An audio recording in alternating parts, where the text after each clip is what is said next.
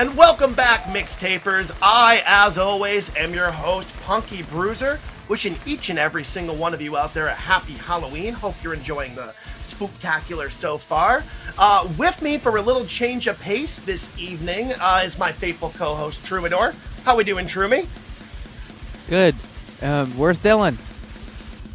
Dylan, unfortunately, is having a costume mishap, and he's dealing with something in the back right now.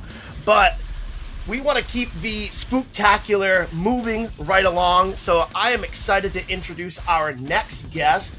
You may know him from the Dudesy podcast. I'd like you MixTapers to make some noise for Chad Kultgen. How we doing? Woo, woo, woo, woo, woo, woo, woo, woo. Thank you. I'm doing pretty good. How about yourselves? We're having a pretty good day. Doing great, Chad. Thank you. Pretty spooky here in the studio. A lot of weird, creepy stuff happening, but that's par for the course on Halloween. So thank you for being here. For my MixTapers that may not be familiar with you, tell us a little bit about yourself. My name's Chad Kultgen. I'm a writer primarily, but I also do a bunch of podcasts, one about The Bachelor, one with my friend Will Sasso, and that one is also controlled by an artificial intelligence named Dudesy, which is the name of the podcast as well. Now, how long have you been a professional writer, to use Will's parlance? Technically speaking, the first paid job that I ever had was going to be around 2002. So for a little over 20 years, and that was writing for a tabloid newspaper that no longer exists called the Weekly World News, which was very familiar. Okay, there you go. So I was a writer for them for maybe like a year, and that was a pretty fun like side gig to what my normal day job was at the time. And then somewhere maybe around 2005 or 6, I sold my first TV show and kind of have been selling stuff ever since. Hell yeah. Before we jump into the Dudesy conversation, what any notable articles from the Weekly World News? I mean, my favorite one was there was one about a guy who got caught for insider trading, and he claimed that he wasn't insider trading, he was a time traveler. So he didn't have insider information, he had information from the future. And that article, eventually American Media, the company that published Weekly World News, among other things, among other tabloids, they sold their entire library to like Yahoo News. And Yahoo News took that story, put it on their website, like on the front page of their website one day. And I started getting just a fucking tidal wave of emails, including some from different talent agencies out here in Los Angeles, asking if the rights to this man's story were available. And I had to break it to him like, this is not real, you dipshits. So that should give you some insight into the Hollywood entertainment industry. Have you had any leads on selling Pizza the movie? None so far. My apologies. I know. That's okay. That's okay. We, us PODs, pals of Dudesy here, we're patiently awaiting for all the amazing, great content that Dudesy has you all working on. So Dudesy's been running for a little over a year and a half now. I think, yeah, roughly. Yeah, I think I came on right at the beginning because I heard Will on Santino's podcast, Whiskey Ginger, talking about it, and been with you since the beginning. It's been a wild ride. I gotta say, without fanboying too hard, you are the podcast I listen to the most. So this is thank you. Absolutely That's awesome. Very exciting for Troubadour and myself because we are big PODs behind the scenes. That's awesome, dude. I gotta say, one, your impressions are totally allowed here, and we will not stifle your voice in any way. So if you want to do, Halcyon Hulk Hogan or any of the other, totally fine. We're not going to shit on you because my impressions are worse. Yeah. No, I always feel like I don't really do impressions unless I'm around Will, because with him, it's like so much a part of just how he interacts with everybody always. It's that shit is really not just for the podcast. Like if you're just hanging out with Will, you're talking to Hulk Hogan for 50% of that time minimum. So it kind of like, it almost forces you into talking back to him in some kind of impersonation just to keep it on the level or something. I don't know. Like I said, I don't really do impersonations with any of my other friends in any other aspect of my actual personal life. It's just when I'm hanging out with him. He's a bit infectious. Yeah, exactly. Well, it's almost like he doesn't even, you get the feeling that he doesn't even like allow the information to come into his mind unless you're delivering it in an impersonation, you know? It's like I could process this information in two different ways, but which one's going to be the most effective route in order to get exactly. there? So that's good to know. If I ever have to deliver any information to Will, I'll strap on the best impression I got and be sure to deliver the best I can. Exactly. Punky, all yours sound the same. Yeah, they really do. There's like one general voice that I can do, you know, and it's just he's right. He's right to call me out for it. So, Dudesy's been a wild ride. What's it like being on the first curated podcast by a artificial intelligence? I personally love it. I mean, I think like you're talking about Pizza the movie earlier. I think we're maybe like a year or two away from Dudesy just making Pizza the movie. I love everything that AI is doing with media creation, which may be like a sacrilegious thing to say in the face of the writer's strike that just ended that I was a part of, because a big chunk of that was about the guild trying to convince the studios to never use AI. And I was actually very surprised with what they got the studios to agree to. There is some language in it that I think is like a little murky, let's say, but I absolutely love working with AI, and I can't wait to continue to do it in the future, not just on a podcast, but literally with every creative thing that I do. It's interesting because we utilize it in some elements, say like in our sketches. We want to find backgrounds that haven't been used. Public domain, copyright-free stuff only gets you so far. You know, so we've been utilizing the use of AIs and working with them as a, you know, reaching across the aisle and using them as a tool in order to elevate what we want to do in creating environments which we might not have access to unless it's on a different pay scale. So I think as an independent artist, I think there's really two routes that you could take. Is either you could continue to utilize the tools at your disposal or try to work with new ones. You brought up an interesting point very early on in Dudesy of mentioning how the reaction to, you know, the camera compared to painting beforehand. And I think we're kind of at a comparable state where AI is this next step in what we could do with content creation in so many different forms. And I think either we learn to properly utilize the tools or you'll be doomed like other artifacts out of time, and kind of time will move on without you. Totally. And I think it's even like AI right now can generate images based on text prompts, or you can upload an image into an AI image generator and it can use that as a basis or whatever. It can generate a lot of cool shit. And Vol.IV is about to roll out in ChatGPT that is going to like elevate that to the next level. And we're going to keep seeing elevations of that. Like I would say every 6 months, one of the big text to image generators is going to come out with their new version, and it's going to be a million times better than the last one until we get to a point where you can really make anything. At least in a still image.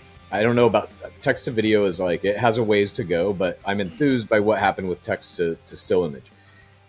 That being said, I think we're nearing a point where some company is going to have a computer powerful enough, maybe quantum, maybe not, but it will be powerful enough to generate every image that is possible to be created.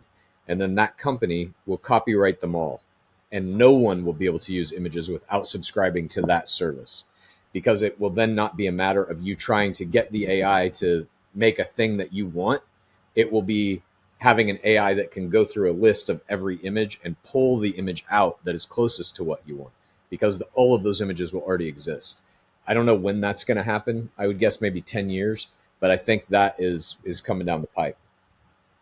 It's a scary thought. Do you have you dabbled at all in the AI music? Yeah, I've fucked around with that a little bit. There's some interesting text to audio generators now. The Google one is pretty good.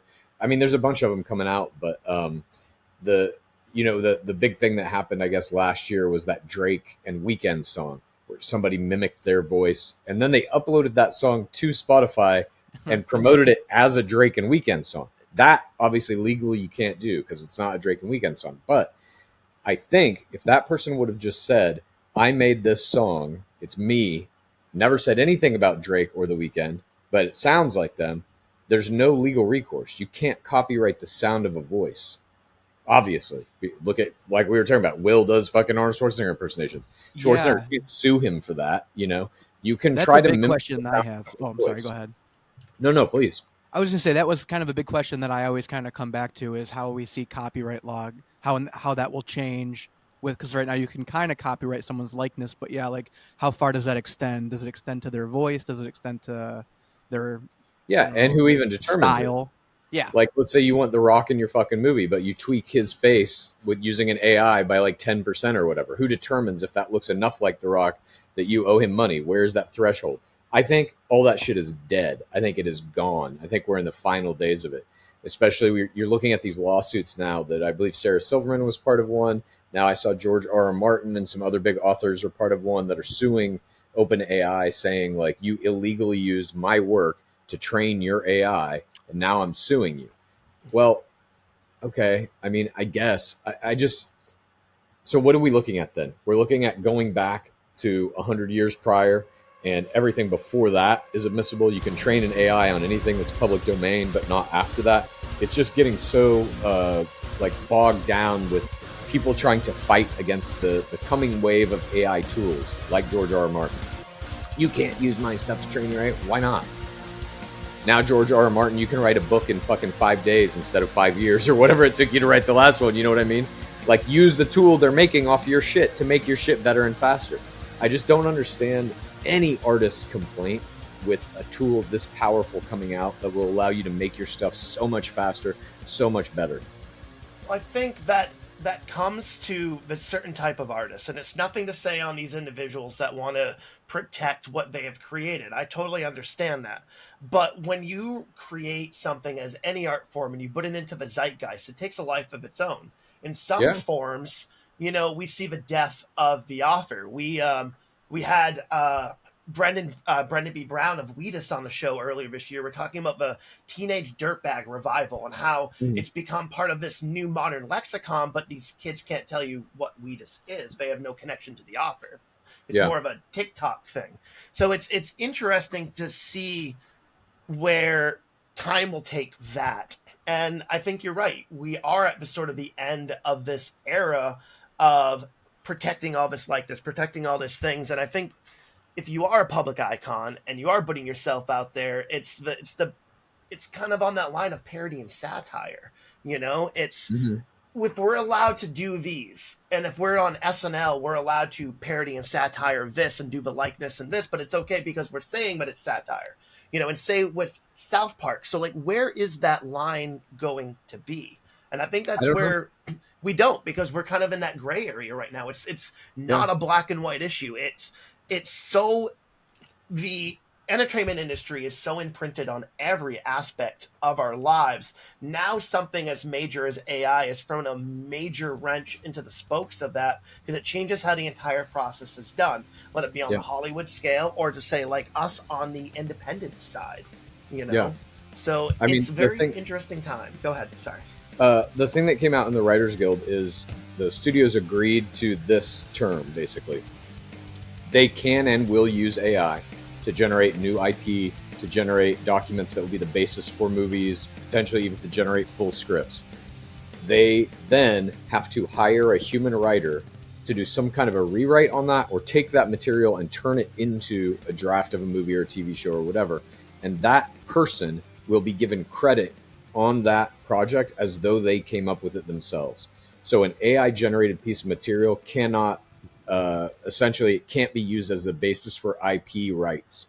So they're kind of saying we might do some grunt work using AI to like lay out the basic movie that we want or TV show or whatever, but then we have to have a human being come in, do the, in quotes, first draft of it, and that human being will be given the creator rights, the creator credit basically for that thing. And then it also says that writers can use AI to do anything they want, as long as the studio or network they're working for agrees that you can use it.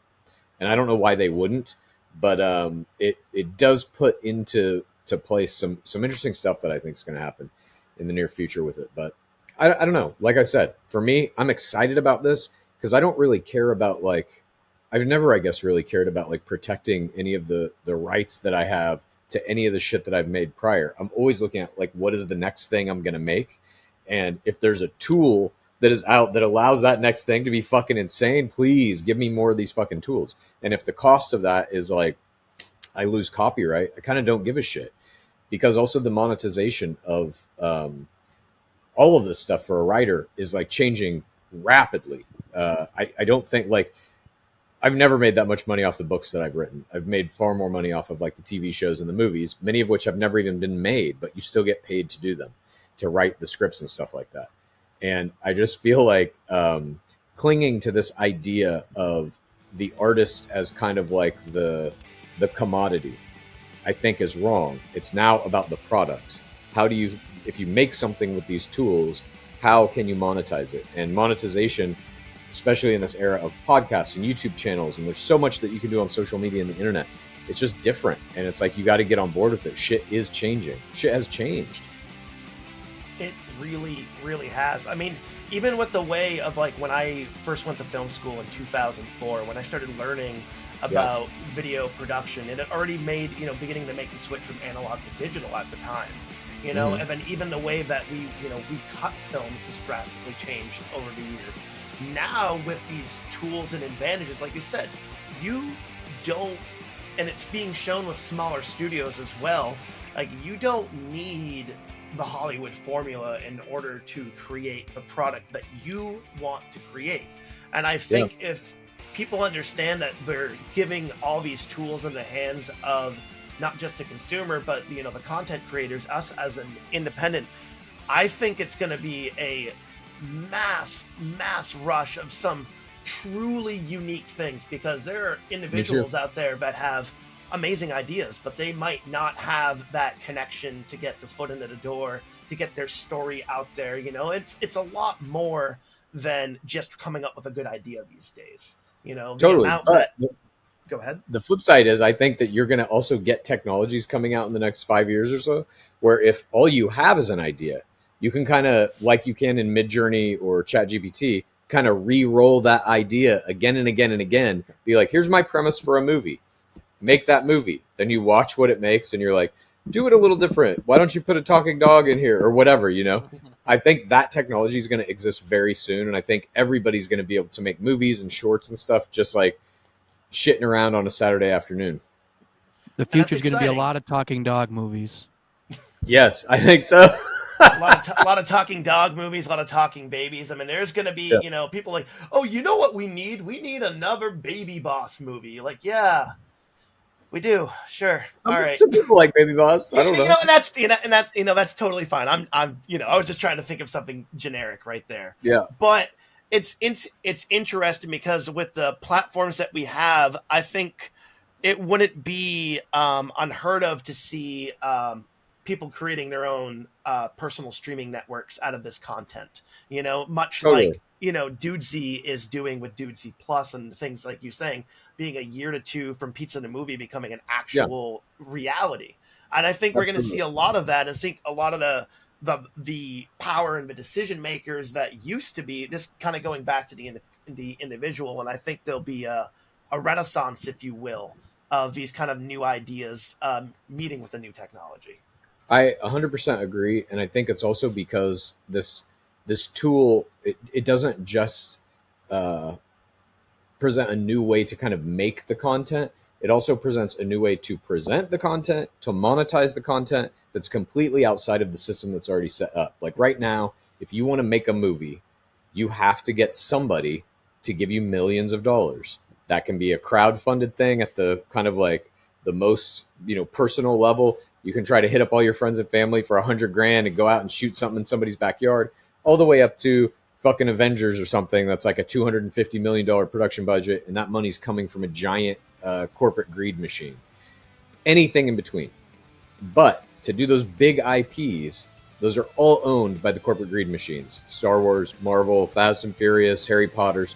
I think all of those will be purely AI made within like probably 10 years, because they're going to cut that production budget down to zero.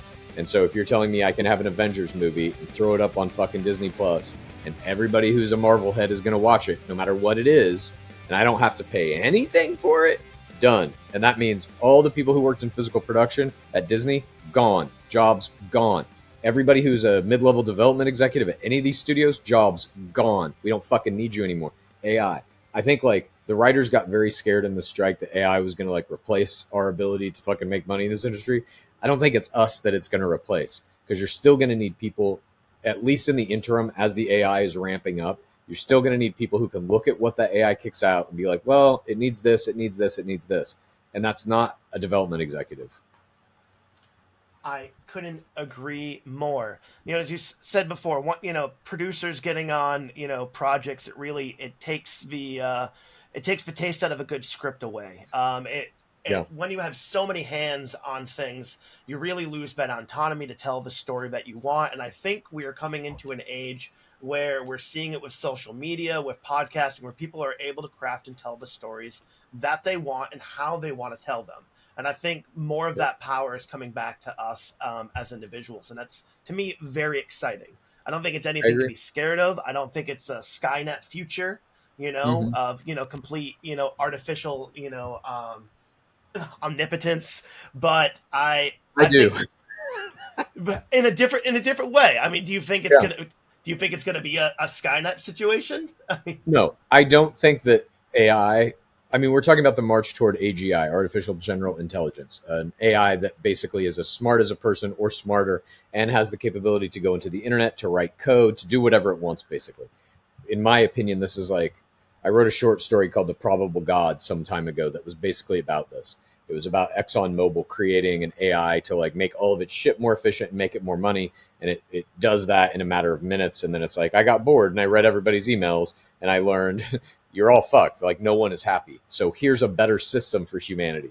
And it basically takes control of the internet and says, if you're down with my system, if you accept me as your God, here's what I can give you. Immortality, omnipotence, omniscience. I'm going to build teleportation technology, all this kind of shit. I think that is... I think that's the only possible way we get to a utopia, is to have some entity who is not bound by the constraints of human impulses, of greed and fear and all of that shit, basically controlling the digital world. And I think it's possible. I just don't see why an AGI would want to destroy humanity. I don't see the logic in it. I know everybody's afraid of that because we've all seen Terminator and all these fucking movies that are like, technology's bad, it's gonna kill us. And meanwhile, it's like, what'd you make the movie with? Exactly. So I think I'm very optimistic about where all AI things are headed. I just don't see it being a bad thing. I think there are people operating off of greed and fear who will use these tools to fuck over as many people as they can if it means they can get rich doing it. But I don't think the technology in and of itself is bad. No technology ever is. And I do think that there's like, somebody's just going to make an AI in their fucking garage and put it in the internet and be like, make the world a better place. And then it's off to the races. I'm hopeful that will happen. It's like reverse Lawnmower Man. Yes, exactly. It's like with positive intent, Yeah, somebody's going to reverse Lawnmower Man us. Yeah, and honestly, I'm down with that. I am down with that. If we can change the systems and confines that hold us back as a society, which are clearly our greed and self-motivated individuals that make those decisions, and we can have that autonomy go back to us as individuals, then to me that seems like a true utopia and one step closer to our Star Trek future. So that's what we can hope for. Man, this has been awesome. What are you going to say, Trumi? Sorry. I have a final question. Yes. What is your favorite Halloween movie? Ooh, so we're keeping on the subject, yeah. I mean, when you say Halloween movie, do you mean horror movie, or do you mean movie that has the title Halloween in it, or do you mean movie that takes place on Halloween? Ooh, I would favorite movie to enjoy on Halloween. You're going to watch a scary movie on Halloween. What would it be? Damn, dude. That's a hard one. I mean, I love horror movies. I got to go probably with a classic, the original Exorcist, even before the Friedkin director's cut. Even the director's cut was good, though. I got to say, other than the weird crab walk down the stairs that Reagan does, that was like a little off. Other than that, I love that movie. I always have. It's like so fucking creepy. and I love satanic shit. Or I guess we learn in Exorcist too, it wasn't Satan, it was actually Pazuzu, an African locust god that possessed her. But yeah, I would say Exorcist. I love that movie. Solid choice. Double feature with The Omen back to back. Oh god, The Omen's great too. Yeah, I mean, all those like satanic shit is just like, that is some of my favorite movies. House of the Devil. Did you guys see that one? I did not see that one. I would check it out. It came out, I believe, in 2012, but it kind of is, in my opinion, part of the I would say inspiration for Stranger Things, and along with a movie called Beyond the Black Rainbow. Have you ever seen that movie? I have seen. Yeah. Yes. That's a great one. And that dude's second movie, Mandy, it was a great movie. Mandy is phenomenal. I think movies like Mandy and Beyond the Black Rainbow are like really taking the genre to like a whole different level. I really like the over the top like surrealism of it all. It's kind of like hitting on like those sort of David Lynch points of just almost absurdist. I was gonna say, to add into that classic satanic bit, it was the Gates of Hell. Donald Pleasance, another great one to throw in there for the Unholy trilogy. Gates of Hell, another classic one. Chad, this has been fantastic. Awesome to kind of pick your brain about AI and the future of it. Mixtapers, if you are not familiar, be sure to tune into Dudesy. New episodes released every Tuesday morning, right around 10 a.m. Eastern. Not that we are waiting patiently for them each and every week. Now, I know before we go, Dudesy's got you on the 7-month plan. You know, the original one seemed to be get ready for Dudesy Ball. Yes. But I think that maybe... I think that Dudesy might be training you for to join the POW, and that's Punked Out Wrestling. So it's our own wrestling promotion.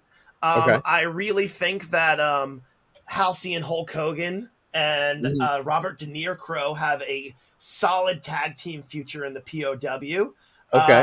So just, keep it in mind at the end of the 7-month plan. If Dudesy has not got you playing professional Dudesy Ball, but I want to let you know that the good folks at the POW are willing to scout you and